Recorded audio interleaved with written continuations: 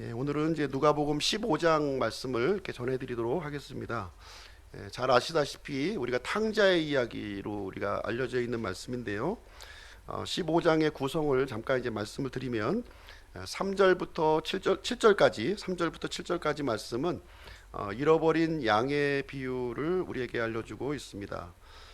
그래서 목자를 떠난 양의 이야기가 기록이 되어 있고요.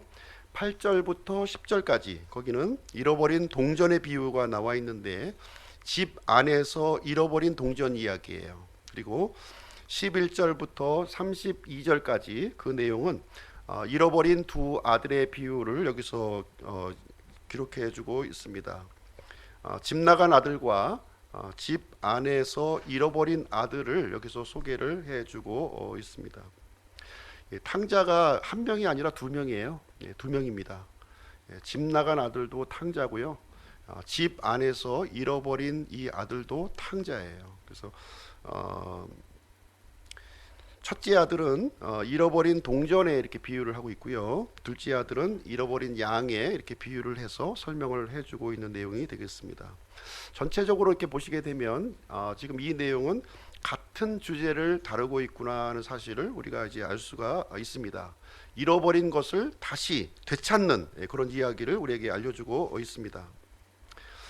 잃어버린 그것을 다시 되찾는다고 하는 것은 이것은 이제 비율의 문제가 아니다 하는 것을 우리에게 가르쳐주고 있는데요. 열 손가락을 깨물어서 안 아픈 손가락이 없죠. 이것은 관계의 문제요, 가치의 문제로 지금 하나님께서는 우리에게 접근을 하고 있다고 하는 사실입니다. 길을 우리가 가다 보면 현수막을 우리가 보게 되는데요. 잃어버린 것을 찾는 광고를 우리는 많이 요즘에 접하게 됩니다. 집 나간 아이를 찾는 광고가 있고요. 또 잃어버린 그 애완견 또는 이제 고양이를 또 찾는 광고가 있습니다. 뭐 사례비 얼마 이렇게 또 써 있죠. 밑에 보시면 잃어버린 물건을 또 찾는 광고도 우리가 이제 보게 됩니다. 참 잃어버린 사람들은 이제 아주 이 절박한 심정을 가지고 있습니다. 왜냐하면 애지중지하고 이렇게 아끼던 물건이었기 때문에 굉장히 절박한 마음을 이제 가지고 있습니다. 이 잃어버린 물건에 대해서는 어떤 사람이든 동물이든 간에 이 마음 속에서 없어지질 않는 거예요. 없어지질 않습니다. 어떤 사람이 이제 이 사랑하는 자신의 이제 아이를 이제 교통사고로 이제 잃어버리게 됐는데요. 아이를 잃어버리고서 그 상실감이 얼마나 크겠어요. 참 너무 크죠. 너무 커서 이 아이가 쓰던 이 방을 이 치우지 않고 그대로 놔두는 거예요. 아이가 썼던 책상, 아이가 썼던 그 침대, 아이가 썼던 그 학용품, 아이가 썼던 이 인형까지 그대로 두고 있는 거예요. 죽었는데 이 문을 열고 엄마 하고 들어올 것 같은 그런 마음이 자꾸 있는 거예요. 그런 마음이 있어서 계속 그 이 방을 유지하는 그런 모습을 우리는 이제 보게 됩니다. 예수님께서 지금 이제 잃어버린 양과 동전의 비유를 우리에게 말씀을 해 주셨습니다. 동일한 패턴이 지금 이제 반복되고 있는데요. 동일한 패턴이 무엇인가 내가 아끼던 이런 이 물건과 이 동물을 잃어버렸고요. 그것을 다시 되찾은 이야기가 여기 기록이 되어 있습니다. 그리고 다시 되찾은 다음에는 이 기쁨을 이 혼자만 간직할 수가 없어서 이 주변에 있는 사람들을 다 모아가지고 잔치를 벌이고 그 기쁨을 나누는 이야기가 여기에 기록이 되어 있습니다. 잃어버린 것을 이렇게 찾았을 때 이 절대로 혼자만 기뻐하지 않는다는 거예요. 로또 복권 당첨하면은 혼자만 기뻐하겠죠. 아무도 안 알려주고. 그런데 잃어버린 이 물건을 찾게 되면 절대 혼자만 기뻐하지 않는 거예요. 그래서 많은 사람들을 불러 모아서 이 어떻게 해서 찾았는지 그 찾은 이야기를 서로 나누면서 기쁨을 이제 나누게 됩니다. 그래서 잃어버렸다 찾는다고 하는 것은 경제적인 가치로 설명이 되지 않아요. 지금 지금 이제 양 한 마리 잊어버려서 이제 주변의 친구들, 지인들 다 불러가지고 잔치를 벌였는데 아마 양값보다도 더 아마 지불되었을 거예요. 경제적인 그 논리로 설명이 되지가 않습니다. 왜냐하면은 굉장히 이것은 내가 아끼고 사랑했던 그런 것을 다시 되찾았기 때문에 그 기쁨이 그 경제적인 가치 이상으로 나에게 갖고 있다고 하는 것을 이제 보여주고 있습니다. 그래서 어떤 것을 우리가 찾았다, 우리가 찾았다 이런 표현을 할 때에는 원래의 자리로 되돌아왔다는 거예요. 원래의 자리로 되돌아왔다. 그리고 새로운 관계를 내가 맺게 되었다는 것을 얘기해주고 있고요. 그리고 이제 그 잃어버렸을 때는 위험에 처해져 있었는데 지금은 다시 안전한 자리로 돌아왔다는 것을 이제 말해주고 있습니다. 그리고 내가 잃어버렸을 때는 내 마음 속에 죽었는데 다시 되찾음으로 말미암아 다시 살아난 것과 같은 그런 기쁨을 이게 가지게 된 것입니다. 이제 예수님께서는 이제 양과 동전의 비유에 이어서 두 아들의 이야기를 우리에게 이제 들려주시게 됩니다. 이제 우리가 알고 있는 이제 탕자의 이야기예요. 탕자의 이야기인데 이번 주는 이제 집 나간 아들의 이야기를 이제 말씀드리고 다음 주에는 집 안에서 잃어버린 큰 아들의 이야기를 이제 다음 주에는 말씀드리도록 하겠습니다. 오늘 이제 말씀의 제목은 잃어버렸다가 찾았노라. 잃어버렸다가 찾았노라 하는 제목을 가지고 오늘 본문의 말씀을 전해드리도록 하겠습니다. 이 집 나간 아들의 이야기는 복음을 아주 잘 설명해주고 있는 내용인데요. 순서는 첫 번째로 허비한 인생, 두 번째는 회개한 인생, 세 번째는 회복된 인생, 이런 순서로 해서 오늘 본문의 말씀을 전해드리도록 하겠습니다. 첫 번째로 이 집 나간 아들은 허비한 인생을 살았다는 거예요. 허비한 인생을 살았음을 우리에게 말해주고 있습니다. 11절 말씀을 보시게 되면요, 11절 또 그분께서 이르시되 어떤 사람에게 두 아들이 있었는데, 여기 이제 어떤 사람이 이제 등장하고 있는데 이 어떤 사람은 두 아들의 아버지예요. 두 아들의 아버지입니다. 그래서 이 아버지는 하나님 아버지 또는 예수 그리스도를 상징하고 있는 그런 인물이 이제 되겠습니다. 그리고 두 아들이 이제 등장하는데요. 두 아들의 이름은 이제 나오지 않고 있죠. 비유이기 때문에 이제 이름은 나오지 않고 있습니다. 그렇지만 이 두 아들이 문맥을 통해서 누구를 말하는지는 우리가 알 수가 있는 거예요. 누구를 말하고 있는지 문맥에서 이제 15장 1절 2절 말씀을 이제 통해서 보시게 되면 이 작은 아들은 누구를 말하냐면 세리들과 죄인들, 세리들과 죄인들을 지금 이제 의미하고 있다 이렇게 보시면 되겠고요. 잃어버린 양에 해당되는 이런 인물들이 되겠습니다. 그리고 큰 아들, 큰 아들은 바리새인과 서기관들을 상징하고 있습니다. 그래서 집 안에서 잃어버린 동전을 지금 이제 상징적으로 보여주고 있는 인물이 되겠습니다. 결국 이제 이 누가복음 15장은 두 명의 탕자 이야기예요. 두 명의 탕자 이야기. 오늘은 작은 아들의 이야기가 되겠습니다. 이 작은 아들은 아버지 집에서 사는 것을 만족하지 못했어요. 그렇죠? 만족하지 못했습니다. 그래서 12절 말씀에 보시게 되면 그 중에 작은 아들이 자기 아버지에게 이르기를 아버지여 재산 중에서 내게 돌아올 몫을 주소서 하니 아버지가 자기 살림을 그들에게 나누어 주매, 이렇게 기록이 되어 있습니다. 보통 일반적으로 상속재산을 물려받으려면 어떻게 해야 됩니까? 상속재산을 물려받으면 아버지가 죽어야 되는 거예요. 근데 돌아가시지도 않았는데 미리 그 상속재산을 지금 물려달라고 이 작은 아들이 떼를 쓰고 있는 장면이 여기에 기록이 되어 있습니다. 그래서 아버지 재산 중에서 내게 돌아올 몫을 좀 미리 좀 달라는 거예요. 미리 달라 하는 내용이 여기에 기록이 되어 있습니다. 그래서 이제 아버지는 자기 살림에서 이제 이 작은 아들만 또 줄 수가 없잖아요. 그죠? 그러니까 이제 그들에게 작은 아들과 큰 아들에게 이렇게 이제 재산 분깃을 이제 나누어 주게 됩니다. 이제 보통 이제 그 성경에 보시게 되면 이제 큰 아들은 이제 2배의 몫을 이제 주게끔 되어 있고요. 작은 아들은 이제 절반의 몫을 주게 되어 있습니다. 아버지가 살아있는 종에 이제 재산을 나눠주는 거니까 아마 전체를 다 나눠줄 수는 없고요. 아마 이제 절반 중에서 이제 두 몫은 큰 아들에게, 아마 또 절반의 몫은 아마 작은 아들에게 이렇게 나누어 주었을 것으로 생각을 하게 됩니다. 그래서 이제 이 작은 아들이 재산을 달라고 요청을 했는데 아버지가 이제 덥석 이렇게 재산을 나누어 줬을까요? 예, 그러지는 않았을 것 같아요. 그렇죠? 상당히 그 오랜 기간 동안 아버지와 이 작은 아들 사이에 어떤 이런 그 갈등이 집안의 갈등이 이제 많이 있었을 겁니다. 이제 더 이상 뭐 어떻게 손을 쓸 수 없는 그런 상황이 되니까 아버지는 이제 재산을 나누어 주는 것으로 이렇게 결정을 한 것이 아닌가 이런 생각이 듭니다. 우리가 이제 하나님의 뜻을 이렇게 보게 되면 사람의 뜻도 마찬가지고요. 원하시는 뜻이 있고 허락하시는 뜻이 있어요. 원하시는 뜻이 있고 허락하시는 뜻이 있다.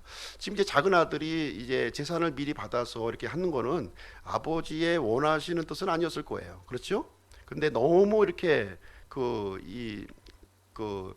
달라고 이렇게 계속 이렇게 저기 하니까 어쩔 수 없이 지금 이제 이 평화를 위해서 나누어 주게 되는데 허락하시는 뜻이 됩니다. 허락하시는 뜻.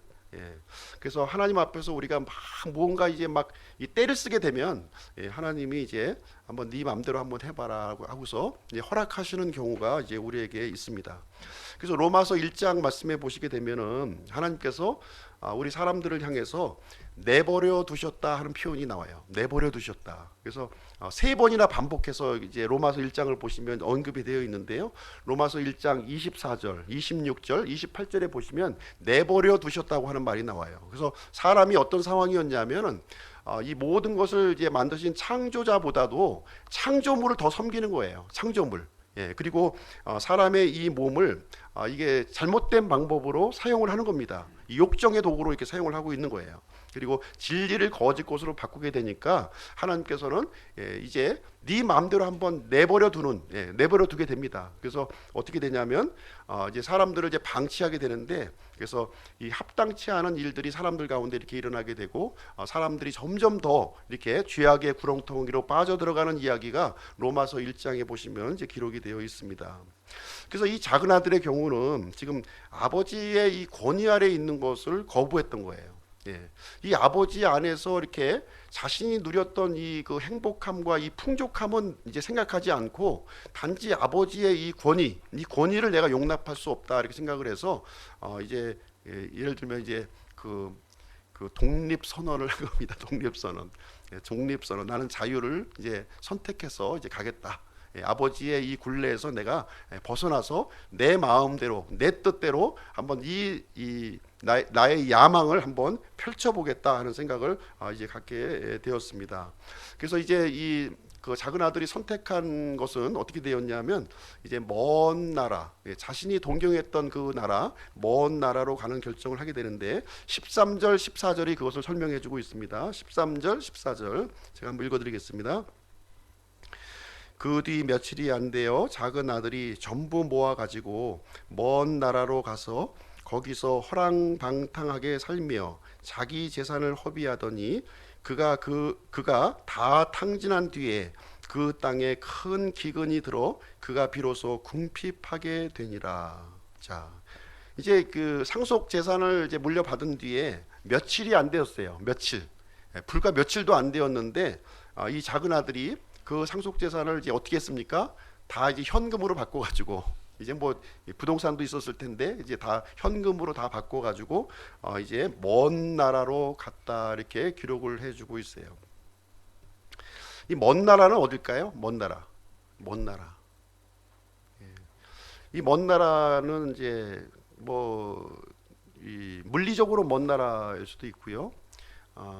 이 아버지를 떠난 그 자리가 아마 먼 나라로 우리가 생각을 해볼 수가 있을 것입니다. 아버지의 통제를 받지 않는 그런 이제 공간이 바로 이제 먼 나라로 해당될 수가 있고요. 이 성경에 보시면 이 먼 나라는 보통 이제 일반적으로 바벨론을 이제 의미하고 있습니다. 뭐 바벨론으로 갔다 이렇게 단정 지을 수는 없고요. 어쨌든 아버지의 이 통제를 벗어나서 이게 먼 나라로 지금 이제 가게 되었는데 거기서 어떤 삶을 살았냐? 자기 마음대로 살았다는 거예요. 자기 마음대로. 이제 더 이상 자신을 통제할 사람이 이제 없는 거죠. 그래서 이제 성경에 어떻게 표현하고 있냐면 허랑방탕이라는 표현을 하고 있습니다. 허랑방탕. 참 이게 적나라하네요, 표현이. 그리고 재산을 허비하였다. 이제 갖고 있는 재산을 가지고 자신이 하고 싶은 모든 일을 했을 텐데 어떤 일을 했을까요, 과연?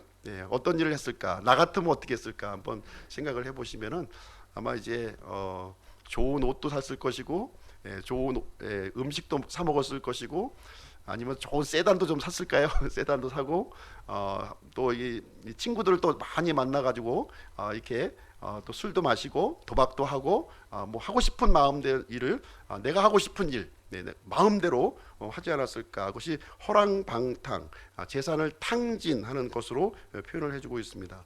그래서 이 작은 아들의 성격을 보면 굉장히 조급한 거를 볼 수가 있어요. 그죠?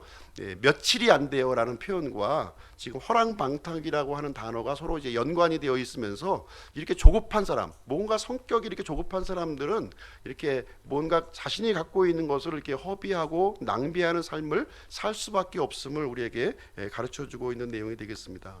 그래서 이 먼 나라라고 하는 것은 이 영적으로 보시게 되면 아버지와 분리된 나라, 하나님과 분리된 나라를 얘기하고 있는 거예요. 하나님과 분리된. 그러니까 이 작은 아들은 아버지와 분리된 삶을 지금 이제 선택하게 된 것이었고요.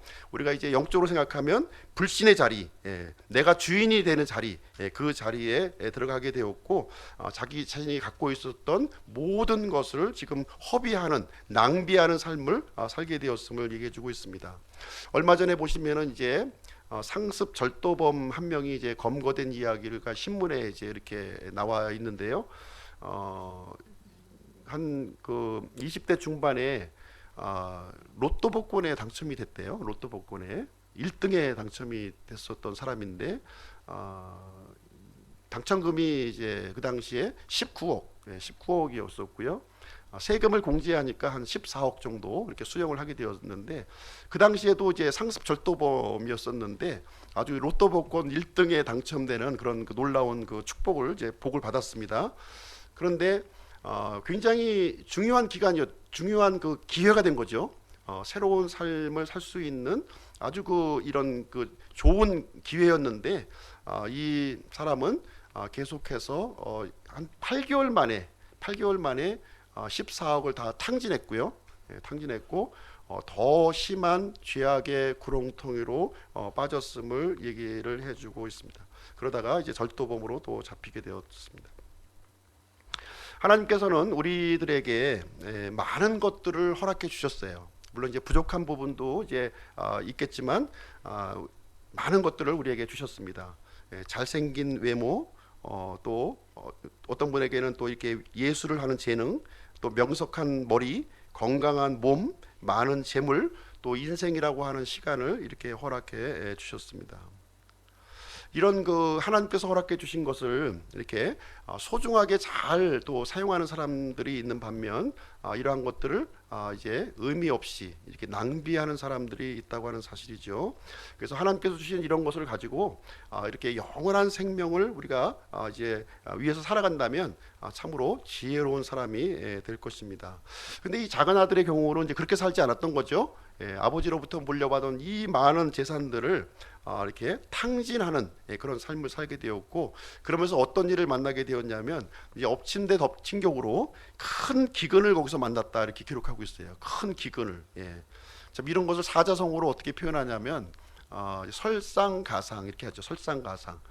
눈이 왔는데 그 위에 서리가 내린 거예요. 얼마나 미끄럽겠어요. 그리고 속수무책. 손이 있는데 어떻게 할 방법이 없는 거예요.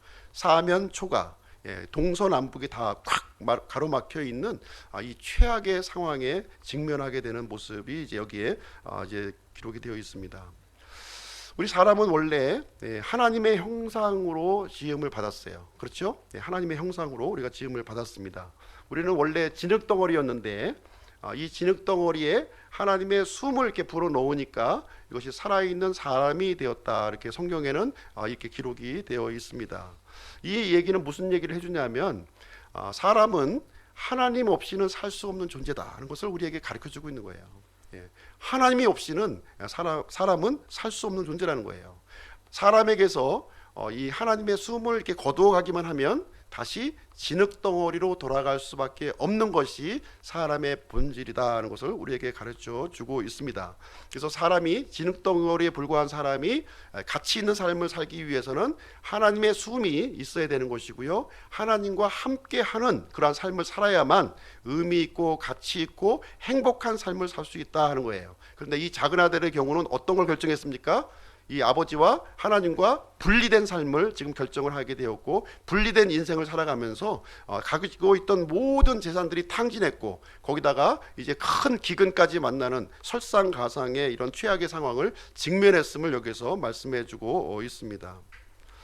이 작은 아들이 아버지와 함께 있을 때는 부족함이 없었습니다. 모든 것이 풍족함 가운데 있었어요. 그러나 아버지를 떠나서 먼 나라로 이제 결정하는 순간 자신이 갖고 있던 것을, 모든 것을 허비했을 뿐만 아니라 최악의 상황으로 기록하게 되었습니다. 우리들도 마찬가지라는 거예요. 우리들도 마찬가지입니다. 하나님을 떠나서 우리가 자유롭게 마음대로 살고 싶지만 하나님을 떠난 인생은 이 작은 아들과 같이 궁핍한 생활을 살 수밖에 없고, 이렇게 이 최악의 국면을 맞이할 수밖에 없음을 우리에게 말을 해주고 있습니다.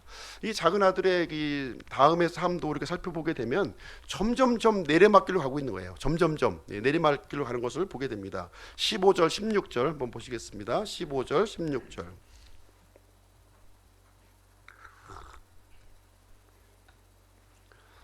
그가 가서 그 나라의 국민 중 하나에게 연합하니 그 사람이 그를 자기의 들로 보내어 돼지를 치게 하니라.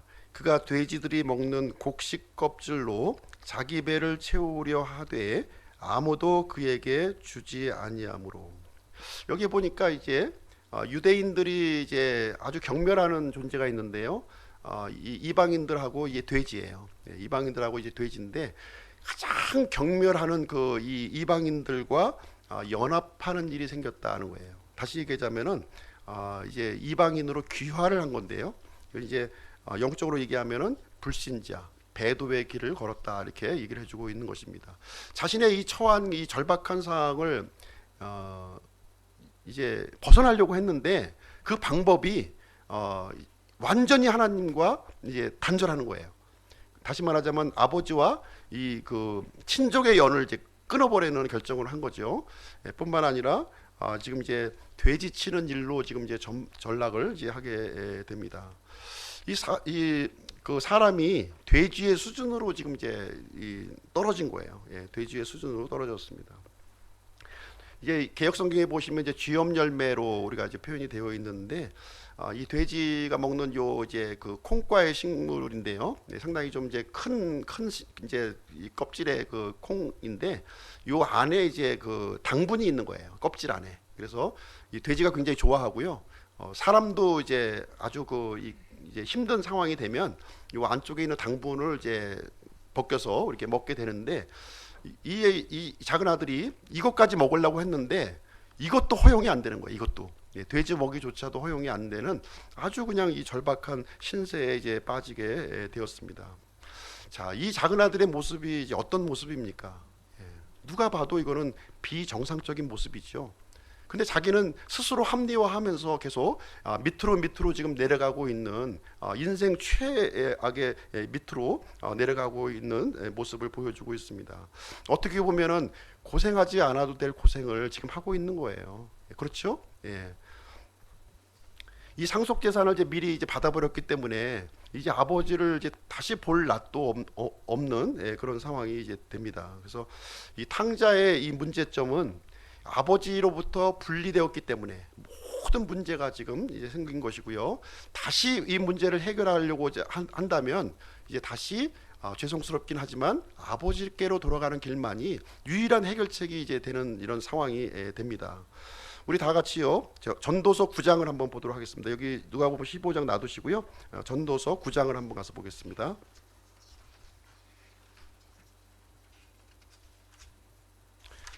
전도서 9장. 전도서 9장 3절 말씀 한번 보겠습니다. 전도서 9장 3절. 826쪽이죠. 9장 3절 같이 한번 읽어보겠습니다. 시작. 해 아래에서 이루어진 모든 일 가운데 악한 것이 이것이니 곧 모든 사람에게 한 가지 일이 임하는 것이라. 또한 참으로 사람들의 아들들의 마음에는 악이 가득하며 그들은 사는 동안 마음속에 미친 것을 품고 있다가 그 뒤에 죽은 자들에게로 가느니라. 여기 이제 보시면은 사람의 인생을 이제 한 구절로 이제 간략하게 소개를 해주고 있습니다. 모든 일 가운데 악한 것이 하나 있는데 그것이 뭐냐? 우리 사람들의 마음 속에 이렇게 악이 가득하다는 거예요. 악이. 하나님을 떠난 이 인생의 모습에 악이 가득하다 이렇게 얘기를 해주고 있습니다. 이 악이 가득한 모습을 어떻게 표현하고 있냐면은 마음 속에 미친 것을 품고 있다 이렇게 얘기하고 있는 거예요. 참 우리 믿지 않는 사람들 가운데에서 이런 일들이 많이 보잖아요. 그죠? 그 악이 이렇게 이제 충만하게 이렇게 있다 보니까 그 악한 열매들이 이제 곳곳에서 일어나는 거예요. 지금 이제 일어나고 있는 동성애라든가 이런 그 여러 가지 합당치 않은 모든 일들, 살인하고 거짓말하고 이제 또 사람을 이제 사람의 물건을 빼앗고 하는 모든 일, 이것들이 미친 것이라는 거예요. 미친 것. 이 하나님으로부터 분리가 되어서 그 마음속에 악이 충만하기 때문에 그러한 일들이 이렇게 생겨나게 되고, 그러한 것을 이제 있다가 결국에는 죽은 자들에게로 돌아가는 것이 사람의 인생이다 하는 것을 얘기를 해주고 있어요. 하나님을 떠난 인생은 이와 같이 탕자와 같이 비참한 인생을 살 수밖에 없다고 하는 사실을 우리에게 얘기를 해주고 있는 내용이 되겠습니다. 그래서 하나님을 떠난 삶이라고 하는 것은, 이 작은 아들이 아버지를 떠난 삶이라고 하는 것은 이건 제정신이 아닌 거예요. 제정신이 자기 나름대로는 이제 또 똑똑하게 이렇게 올바른 결정을 했다고 생각을 하지만 이건 제정신이 아닌 결정이다. 성경은 우리에게 가르쳐주고 있는 내용이 되겠습니다. 잘못되었는데도 불구하고 이 잘못된 사실을 모르고 있는 이 내용이 이제 되어 있습니다. 이 작은 아들은 이제 인생의 밑바닥에 지금 와서야 제정신으로 돌아옵니다. 제정신으로 돌아와요. 그나마 이제 천만 다행이죠. 보통 이제 우리가 이제 보면은 매 맞고 정신 차릴 사람이 있고요. 매를 맞고도 정신 못 차리는 사람들이 있어요. 매를 맞으면 정신이 딱 들어와야 되는데 정신 못 차리는 사람들이 이제 많이 있는 거죠. 그래서 그나마 이 작은 아들의 경우는 매를 탁 맞고 제정신이 돌아왔어요. 지금 제정신이 딱 돌아왔음을 이제 얘기를 해주고 있습니다. 두 번째로 회개하는 인생에 대해서 한번 살펴보도록 하겠습니다. 17절 한번 가서 보실게요. 누가복음 15장 17절.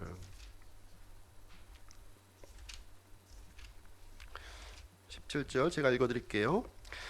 그제야 그가 정신을 차리고 이르되 내 아버지께는 빵이 풍족하여 나누어 줄 수 있는 품꾼이 얼마나 많은가. 그런데 나는 굶어 죽는구나. 이렇게 이게 이 하소연하는 내용이 여기에 기록이 되어 있습니다. 정신이 번쩍 들은 거예요. 정신이 들어와 가지고 뭘 생각했습니까? 기억한 게 뭐예요?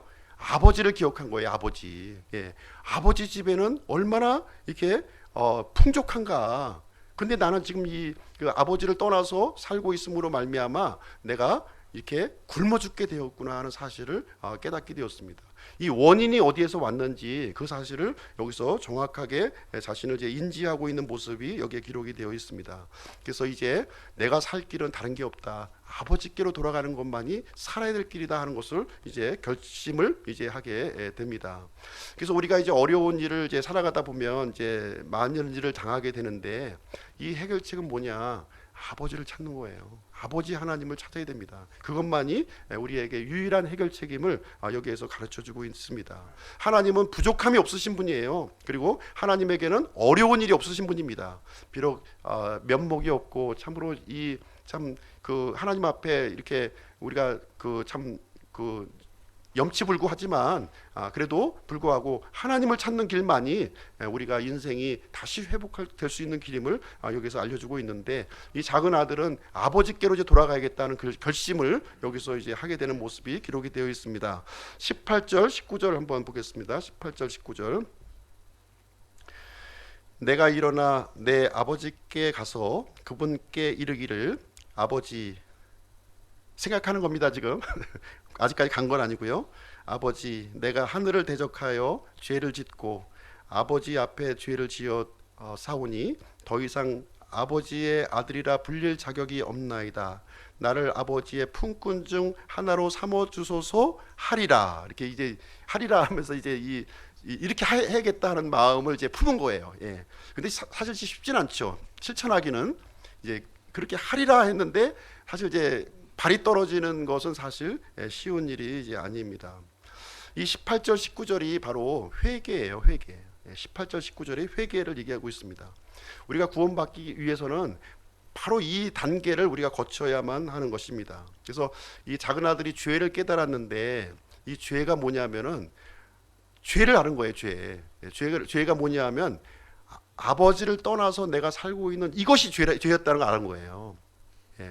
도둑질하고 내가 술 마시고 이렇게 탕진한 것이 죄가 아니라, 그것은 어떻게 보면 죄의 열매일 수는 있어요. 그렇죠? 예, 열매일 수는 있어요. 근본적인 죄는 뭡니까? 아버지를 떠나서 살고 있는 이 모습이 내가 죄를 지었구나 하는 사실을 이 탕자는 그때서야 이제 깨닫게 된 겁니다. 내 아버지를 떠난 것이 죄였구나. 예. 그래서 이제 그 성경에 보시면 이 신약 성경에 죄라고 하는 이 단어는 그리스어로 하마르티아예요. 하마르티아는 뭐냐면은 이 화살을 딱 쐈는데 관역을 벗어나는 것이 바로 죄예요. 그렇죠? 그러니까 하나님과 분리된 상태, 아버지를 떠난 상태, 요 상태가 바로 죄라고 지금 성경은 우리에게 알려주고 있습니다. 우리가 이제 거짓말하고 이제 살인하고 강도하는 것은 이 하나님을 떠나 있기 때문에 어쩔 수 없이 맺어지는 그 열매를 얘기해 주는 것이지, 그 본질은 하나님으로부터 떠나 있는 이 상태가 바로 죄였고요. 이 작은 아들은 그 사실을 정확하게 자기가 인지를 했다, 이것을 우리에게 보여주고 있습니다. 죄가 이제 하나님으로부터 떠난 상태라면은 의는 뭐예요? 의. 죄의 반대말 의는 하나님과 함께하는 상태. 이것이 의인 거예요. 내가 착한 일하고 굳이 하고 이것도 물론 의이지만, 진짜 의의 본질은 뭐냐? 하나님과 함께하는 거예요. 하나님과 함께하는 것은 의이고, 하나님으로부터 떨어져서 분리된 삶을 사는 것은 죄다, 이렇게 얘기를 해주고 있고, 이 작은 아들은 그것을 분명하게 여기서 깨닫게 된 것입니다. 그래서 이 작은 아들은 이제 죄를 깨닫는 즉시 해야 한 일이 무엇이냐면, 이제 돌아갈 마음을 먹은 거예요. 아버지께로 내가 돌아가리라 하는 이런 이 의지적인 결단을 하게 됩니다. 그래서 진정한 회심, 구원을 보시게 되면 두 가지 요소가 있는 거예요. 두 가지.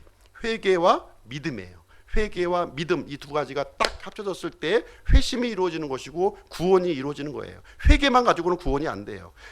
회개는 구원의 어떤 그 기초는 될 수가 있지만 회개 자체가 구원이 아니에요. 회개 플러스 믿음까지 가야지 우리가 진정한 회심, 구원에 이르게 되는 것을 볼 수가 있습니다. 그래서 이 작은 아들은 아직 구원받은 단계는 아니죠. 물론 회개는 했지만 잘못된 죄를 깨달았지만 아직 아버지께로 돌아가는 결정을 하지 않았습니다. 그래서 성경에 보시게 되면 이 죄를 고백한 사람들의 이야기가 많이 나와요. 죄를 고백한 사람들. 그런데 구원받지 못했어요. 죄는 고백했는데 구원받지 못한 사람들의 이야기가 대단히 많이 나옵니다. 대표적인 경우가 파라오예요. 이집트 파라오. 이집트에 이제 10가지 재앙이 쏟아졌는데, 그때마다 이제 파라오는 내가 죄인입니다 하는 것을 고백합니다. 그런데 이 파라오는 구원받지 못한 사람이에요. 그리고 대언자 발람이 있습니다. 대언자 발람도 이 자신의 잘못에 대해서 죄를 고백했어요. 그러나에도 불구하고 이 발람은 구원받지 못한 사람입니다. 그리고 이제 그 이스라엘 백성들이 가나안 땅을 이렇게 점령했을 때 제일 처음에 점령한 성이 어디냐면 여리고성이에요.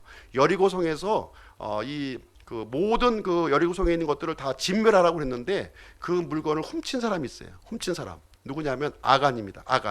이 아간이 이제 죄를 발견하고 자신이 죄를 지었다고 자백을 합니다. 그럼에도 불구하고 이 아간은 구원받지 못했어요. 그리고 이 다윗이 이게 쫓겨 다닐 때 이 시므이라고 하는 사람이 다윗을 아주 저주한 거예요. 저주했어요. 그러고 나서 다시 다윗이 왕으로 돌아왔습니다. 그러니까 이 시므이가 이제 자신의 죄를 고백했어요. 이 사람의 경우도 역시 구원받지 못했습니다. 예수님의 12제자 중에서 한 사람인 가룟 유다도 예수님을 배반했습니다. 나중에 자신의 죄를 이렇게 자백했어요. 회개를 했습니다. 그러면 이 돈까지도 성전에다가 다시 던져 넣었어요. 그럼에도 불구하고 이 가룟 유다는 멸망의 길로 갔다고 하는 사실을 얘기를 해주고 있습니다. 반면에 이 다윗은 하나님 앞에 이렇게 죄를 고백했고요. 뿐만 아니라 하나님께로 돌이켰다고 하는 사실을 우리는 기억을 하게 됩니다. 그래서 죄를 고백했다고 구원받는 것은 절대로 아닙니다. 이 죄를 고백하고 나서 우리의 생각의 변화, 행동의 변화까지 이루어져야지 그것을 참된 구원이라고 우리에게 말할 수가 있겠습니다. 이 본문의 경우에 작은 아들은 어떻게 했습니까? 회개하고 이제 한 내용이 뭐냐면 이제 아버지께로 돌아가는 결정을 한 거예요. 아버지께로 돌아가는 결정을 실질적으로 한 겁니다. 그래서 우리도 이제 진정한 구원이 이루어지기 위해서는 이 일이 이루어져야 되는 거예요. 이것이 내가 하나님 앞에 잘못했습니다. 이게 고백했는데 다음에 또 그런 상황에 가서 또 반복해서 이렇게 한다면 진정으로 회개한 것이 아니라고 하는 말씀이 되겠습니다. 세 번째로 이제 회복한 인생에 대해서 이렇게 말씀을 드리도록 하겠습니다.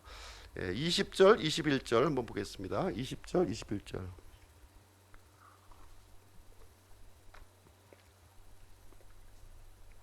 같이 한번 읽어볼까요? 시작. 일어나서 자기 아버지께로 가니라. 그러나 그가 아직 멀리 떨어져 있을 때에 그의 아버지가 그를 보고 불쌍히 여기어 달려가 그의 목을 껴안고 그에게 입을 맞추매 아들이 그에게 이르되 아버지 내가 하늘을 대적하여 죄를 짓고 아버지의 눈앞에서 죄를 지었사오니 더 이상 아버지의 아들이라 불릴 자격이 없나이다 하나. 자, 일어나서 자기 아버지에게로 가니라 이렇게 기록이 되어 있어요. 지난번에는 이제 할인이 이렇게 했잖아요. 할인이를 이제 실제 행동으로 지금 이제 옮기는 장면이 여기에 기록이 되어 있습니다. 먼 나라에서 있다가 이제 아버지 집으로 이동을 하게 되는데 처음에 이제 아버지 집을 이렇게 재산을 분배 받아가지고 떠날 때에는 룰루랄라 아주 멀다고 생각하지 않고 도망쳤을지는 모르겠어요. 근데 이제 모든 것이 궁핍하게 되었고 모든 것이 탕진하게 된 다음에 다시 아버지 집으로 돌아가는 그 길의 여정은 어땠을까요? 그 길의 여정, 하루길로 갈 수 있는 길이 아니잖아요. 몇 달을 걸려서 가는 길인데 얼마나 마음이 무겁고 얼마나 마음이 착잡하고 이런 생각이 들었겠습니까? 그리고 아마 걱정도 좀 많지 않았을까 생각이 들어요. 내가 아버지 앞에 내가 죄를 지었고 참 이렇게 잘못했다고 내가 빌 텐데 과연 이 얘기를 진심으로 받아주시고 나를 받아줄 것인가? 나를 품꾼의 하나로 내가 이렇게 받아달라고 이렇게 얘기하고 싶은데 진짜 아버지는 나를 받아줄 것인가? 아니면은 그냥 이 못된 놈 하면서 내치면 어떻게 할 것인가 하는 이 마음의 이런 갈등을 가지고 이제 긴 시간을 지금 이제 지친 발을 이끌고서 이렇게 오지 않았을까 이렇게 생각이 듭니다. 그런데 거기에 보니까 그러나 이렇게 돼 있어요. 그러나 이 아들의 우려는 없었다는 거죠. 아들의 우려는 없었고요. 그가 아직 멀리 떨어져 있을 때 그의 아버지가 그를 보고 불쌍히 여기어 달려가 그의 목을 껴안고 그에게 입을 맞추매 이렇게 기록이 되어 있습니다. 여기에 보시니까 거리가 멀리 떨어져 있는 거예요. 거리가 얼마나 멀리 떨어져 있을까요?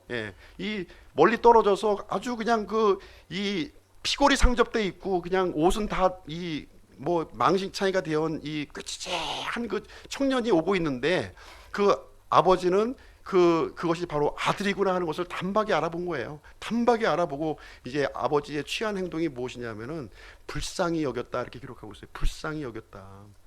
불쌍히 여겼다. 이 불쌍히 여겼다고 하는 이 말은 애간장을 녹였다는 말이에요. 애간장. 참 그 아들의 모습 저기 멀리 이제 가물가물하게 보이는 이 아들의 모습을 바라보면서 마음 속에서 이제 애간장이 넘치는 그 이 마음을 간직했다 이렇게 얘기를 하고 있습니다. 그러면서 이 아버지는 어떻게 했습니까? 이제 아들을 향해서 달려갔을 거 아니에요. 예, 달려갔다는 거예요. 달려가고서 이제 그 다음 내용이 쭉 기록이 되어 있습니다.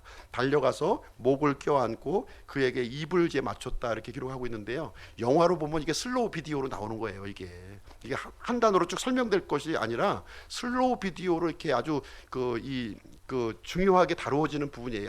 한 동작 한 동작이 굉장히 중요한 동작이고요. 여기서 이제 입을 맞췄다고 그랬는데, 입을 맞췄다고 하는 거는 한번 이렇게 한 게 아니라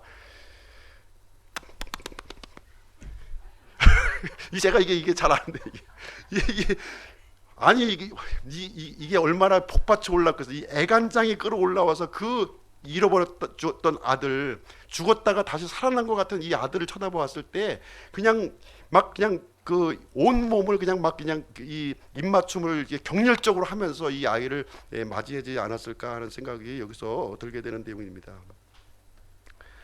참 이 체면도 없는 거죠. 이 아버지가 참 체면 차리면은 서서히 걸어가지고 너 왔냐 이렇게 해야 되는 상황인데 지금 그런 상황이 아니에요. 체면도 있고 뭐고 없어요. 그냥 이 꾀지지한 거 뭐 이게 뭐 묻을까봐 이렇게 아유 너 떼묻겠다 야 뭐 이러지는 않았다는 거죠. 예. 오히려 더 끌어안고 이렇게 했습니다. 반면에 이 아들은 어떻게 했을까요? 아들 아버지의 눈을 마주칠 수가 없는 거죠. 예, 아버지의 눈을 마주치지 못하고 그냥 이렇게 눈물을 펑펑펑펑 흘리면서 이제 연습했잖아요, 그죠? 예, 뭐라고 연습했습니까? 예, 하늘의 죄를 짓고 아버지의 죄를 짓고 참 이 품꾼의 하나로 지금 이제 받아달라고 이렇게 자기가 뭐 한 달 동안 연습했을 거 아니에요. 내 아버지 만나면 무슨 얘기 할까? 예? 예, 죄를 지었다 하는 이 얘기를 이제 하는데 진짜 합니다. 여기서 21절 보니까 내가 하늘을 대적하여 죄를 짓고 아버지 눈앞에서 죄를 지었사오니 더 이상 아버지의 아들이라 불릴 자격이 옵니다. 근데 이제 자기 연습한 것 중에서 하나 빼먹었어요. 이게 보니까 자기 연습할 때는 어떻게 했냐면 품꾼의 하나로 이제 좀 받아달라고 그랬는데 품꾼은이란 말은 빼버리고 차마 여기 보니까 아버지의 아들이라 불릴 자격이 없나이다 이렇게 얘기하는 장면이 여기에 기록이 되어 있습니다. 처음에 연습할 때는 품꾼의 하나라도 받아주시면 좋겠습니다 이렇게 했는데 막상 아버지의 품에 안기고 나서는 그 말을 좀 이렇게 바꾸는 장면이 여기에 기록이 되어 있습니다. 아버지는 이 아들을 끌어안고 한마디 말도 하지 않았어요. 대사가 없어요. 아버지는 대사가 없습니다. 그냥 안고 부비고 입을 맞추는 것이 전부였어요. 예, 전부였습니다. 그냥 끌어안아 주신 거예요. 끌어안아 주신 것으로 이 아버지의 이 마음이 그대로 이 자식에게 전달이 되었습니다. 아들을 만난 이 자리에서 집까지 오는 이 거리도 짧은 거리가 아니었겠죠. 예. 짧은 거리가 아니었을 거예요. 오는 동안 계속 이 아이를 이제 부둥켜 안고 이렇게 돌아와서 집에 도착하자마자 이제 자기 하인들에게 명령하는 내용이 여기 기록이 되어 있습니다. 22절, 24절 한번 보겠습니다.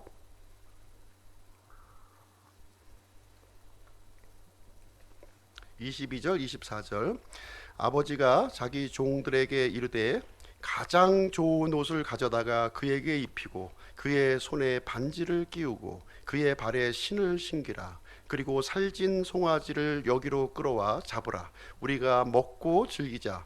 이 내 아들은 죽었다가 다시 살아났으며 그를 잃어버렸다가 찾았노라 하니 그들이 즐거워하기 시작하더라. 그래서 아버지가 여기 이제 취한 행동이 세 가지가 있어요. 세 가지. 처음에 뭡니까? 예, 이 깨치한 옷을 이제 벗겨버리고 가장 좋은 옷을 이렇게 입혀준 거예요. 가장 좋은 옷. 그 다음에 손에 반지를 끼워줬고요. 발에 신발을 이렇게 신겨주게 되었습니다. 이것은 무엇을 얘기해 주냐면은 이제 의의 옷을 입혀주신 거예요. 이 죄에 찌든 이 옷을 벗겨버리고 이제 아버지는 의의 옷을, 이 최상의 옷을 아들에게 입혀 주었습니다. 손에 반지를 끼워 줬다고 하는 얘기는 무슨 얘기냐면은 아들의 권위를 다시 회복해 주었어요. 품꾼의 하나로 받아주기를 원했지만 이 아버지는 아들의 권위를 그대로 인정해서 그 반지, 잃어버린 권위를 회복을 시켜주게 됩니다. 그리고 발에는 신발을 신겨주게 되는데요, 이것은 아들의 신분을 얘기해주고 있습니다. 원래 종들은 이제 신발을 안 신어요. 그렇지만 이제 아들의 신분을 다시 회복시켜주는 일을 하게 됩니다. 참 이 작은 아들, 아버지를 떠난 이 작은 아들은 아버지 품에 이제 드디어 안기게 되었고요. 돼지 우리에서 살던 이 삶이 이제 아들로 다시 신분이 회복이 됩니다. 그리고 미친 모습으로 그동안 살았는데 제정신으로 돌아온 정상적인 삶으로 이렇게 돌아오게 되었습니다. 자, 이런 아들은 이제 앞으로도 그 아버지를 떠날까요, 안 떠날까요? 떠날까요, 안 떠날 거예요? 안 떠날 거예요. 어떤 일이 있어도 이 소중함을 알았기 때문에 절대로 떠나지 않을 것입니다. 그래서 우리가 확실하게 이렇게 하나님의 은혜를 이렇게 체험한 사람, 체험적으로 안 사람들은 하나님을 절대로 떠나지 않는다고 하는 사실입니다. 자, 결론을 내리도록 하겠습니다.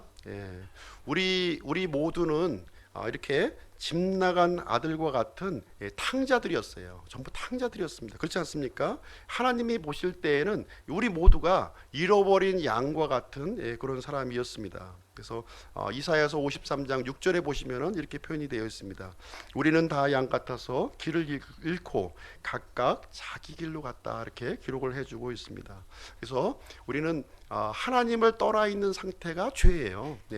우리가 물론 거짓말하고 이렇게 뭐 도둑질한 이런 것도 죄지만 더 근본적인 죄는 뭐냐면 하나님과 분리된 상태가 바로 죄인입니다. 그래서 하나님과 분리되어 있기 때문에 우리는 어쩔 수 없이 죄를 지을 수밖에 없는 모습이 됩니다. 그래서 우리는 작은 아들과 같이 이렇게 탕진하고 허비하는 그런 인생을 살게 되었습니다. 다시 이제 풍요롭고 하나님이 원하시는 이 아주 즐거움의 삶을 살기 위해서는 하나님께로 돌이켜야 한다고 하는 사실을 우리에게 말씀해주고 있습니다. 그래서 하나님 앞에 이렇게 돌아온 사람들에게 놀라운 변화가 일어나는 거예요. 놀라운 변화. 놀라운 변화 세 가지만 제가 말씀을 드리고 오늘 말씀을 마치도록 하겠습니다. 하나님께로 우리가 돌아왔을 때 첫 번째 변화는 무엇이냐면은 죄를 사해 주신다는 거예요. 우리의 죄를 사해 주신다고 하는 사실입니다. 거룩하신 하나님은 우리가 죄인이 함께 할 수가 없어요. 죄 문제가 해결되어야만 이제 거룩하신 하나님과 함께 있을 수가 있는 것인데, 하나님께서는 이렇게 돌아온 사람들에게 죄 사함을 허락해 주신다, 이렇게 말씀해 주고 있습니다. 하나님 앞에 돌아온 사람들은 어떤 사람이든지 어떤 죄를 지었다 할지라도 그 죄를 용서해 주신다, 이렇게 말씀해 주고 있습니다. 시편 103편 12절에 보시면 동이 서에서 먼 것 같이 그분께서 우리의 범법들을 우리에게서 멀리 옮기셨다, 이렇게 기록하고 있습니다. 이사야서 1장 18절 보시면은 너희 죄들이 주홍 같을지라도 눈같이 이게 될 것이요 진홍같이 붉을지라도 양털같이 희게 되리라, 이렇게 말씀해주고 있습니다. 두 번째로 이제 하나님께로 돌아온 사람에게 주어지는 복은 무엇이냐면 새로운 신분을 우리에게 주십니다. 새로운 신분을 우리에게 주시는 거예요. 그래서 하나님께서는 이 모든 일을 그리스도 안에서 다 해결해 놓으셨어요. 그리스도 안에서 다 해결해 놓으셨기 때문에 누구든지 이 그리스도 안으로 들어오기만 하면 하나님께서 부여해 주시는 놀라운 신분을 우리가 이제 경험할 수 있다, 이렇게 말씀해 주고 있습니다. 우리가 예배 시작 전에 고린도후서 5장 17절부터 19절까지 말씀을 해드렸습니다. 누구든지 그리스도 안에 있으면 그런 새로운 창조물이라. 옛 것들은 지나갔으니 보라 모든 것이 새롭게 되었도다, 이렇게 말씀해주고 있습니다. 누구든지 예수 그리스도 안에 있으면 새로운 창조물이요 예전 것은 다 지나갔고 새 것이 되었다고 우리에게 말씀을 해주고 있습니다. 그리스도 안으로 들어오는 결정만 하시면 되는 거예요. 그리스도 안으로 들어오기만 하면 하나님께서는 우리의 신분을 완전히 새롭게 바꿔 주시게 됩니다. 세 번째로 우리 하나님께로 돌아온 사람들에게 주어지는 복은 하나님께서 사랑의 관계를 회복시켜 주신다는 거예요. 사랑의 관계를 회복시켜 주시는 것입니다. 그래서 하나님께서는 우리에게 모든 것을 다 주시길 원해요. 모든 것을 다 주십니다. 하나님께서 금하시는 것은 단 한 가지예요. 단 한 가지. 하나님께서 금하시는 것이 있습니다. 우리 사람들에게 다 주시는데 금하시는 것이 하나 있어요. 그것은 무엇이냐면은 주인의 자리예요. 창조주의 자리예요. 하나님의 자리를 제외하고는 모든 것을 다 주시길 원한다는 거예요. 하나님은 소유주고요. 우리는 경영자예요. 사람들은 경영자로 불러주었습니다. 그래서 하나님의 이 권위 아래에 있을 때 하나님의 놀라운 것을 다 우리는 누리면서 살아갈 수가 있습니다. 그러나 하나님의 자리를 우리가 빼앗으려고 하는 순간, 하나님의 자리를 이렇게 탐하려고 하는 순간 우리는 하나님과 이 갈등을 일으킬 수밖에 없고 하나님과 싸울 수밖에 없는 거예요. 그래서 이 하나님의 권위만 인정하기만 하면 하나님은 우리와 이 풍성한 사랑의 관계를 우리에게 내려주신다, 이렇게 말씀해 주고 있습니다. 그래서 하나님께서 이 하나님의 자리를 이제 금하신 것이 하나 있는데 그것이 선악과예요. 선악과. 선악과. 하나님의 자리를 이렇게 한 겁니다. 이 요셉의 이야기를 보시게 되면 이제 보디발이 요셉에게 수요일 날 나오신 분들은 아마 이게 좀 이해하기 굉장히 쉬울 텐데요. 요셉에게 이 모든 집안의 이 권한을 다 맡겨줬어요. 이 보디발은 주인이죠. 주인으로서 이 가정총무로 있었던 이 요셉에게 이 집안의 모든 권한을 다 양도했습니다. 그런데 양도하지 않은 것 하나가 있어요. 뭡니까? 아내예요. 보디발의 부인만을 양도하지 않았어요. 이 요셉은 그것을 분명하게 알고 있었습니다. 이것은 주인과 이 그 종의 이 경계선에 있는 것이 바로 보디발의 부인이었어요. 그래서 이 보디발의 이 부인이 요셉을 아무리 유혹해도 요셉은 그 보디발의 부인을 탐하지 않았다는 거예요. 비록 억울한 누명을 쓴다 할지라도 이 감옥으로 들어가게 되는 일이 겪을지라도 그 자리를, 주인의 자리를 탐하지 않았던 요셉의 모습을 우리는 발견하게 됩니다. 그래서 우리는 이 그 아들의 자리, 종의 자리로 있는 한 하나님의 이 놀라운 축복을 우리는 누릴 수 있는 그런 이 혜택을 우리에게 부여해 주셨습니다. 그래서 하나님의 자리만 침해하지 않는다면, 존중한다면 우리에게 최고의 자유, 최고의 행복을 누릴 수 있게 된다고 하는 사실입니다. 그래서 우리는 이제 하나님과 영원히 이렇게 사랑의 관계를 가질 수 있도록 이렇게 마련해 주셨습니다. 그래서 이 사랑의 관계를 절대로 놓치시면 안 되리라고 생각을 합니다. 그래서 주 예수 그리스도의 풍성한 이 사랑이 우리 기쁨 침례교회 성도님들의 가정에 늘 함께 하시기를 주님의 이름으로 축원드립니다. 이상으로 마치도록 하겠습니다.